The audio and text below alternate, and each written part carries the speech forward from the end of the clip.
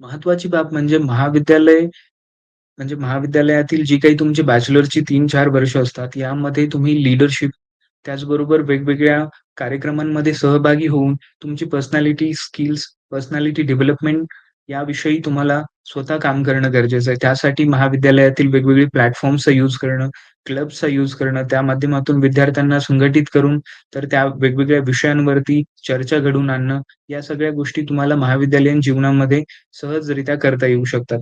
त्यासाठी तुम्ही अ, वेगवेगळ्या तुमच्या डिपार्टमेंटच्या असतील किंवा तुम्ही ज्यामध्ये इंटरेस्टेड आहात, वेगवेगळे सेमिनार्स ऑर्गनाइज करणं, इव्हेंट्स ऑर्गनाइज करणं, कॉलेजच्या वेगवेगळ्या फेस्टिव्हल्समध्ये पार्टिसिपेट करणं, या माध्यमातून तुम्ही तुमच्या लीडरशिप स्किल्स बरोबरच तुमच्या कम्युनिकेशन स्किल्सही इम्प्रूव्ह करू शकता. तर या माध्यमातून तुमची नेटवर्किंग ही तयार होते आणि लीडरशिप ही महत्त्वाची तुम्हाला स्किल्स यामध्ये महाविद्यालयामध्ये मिळवता येऊ शकते.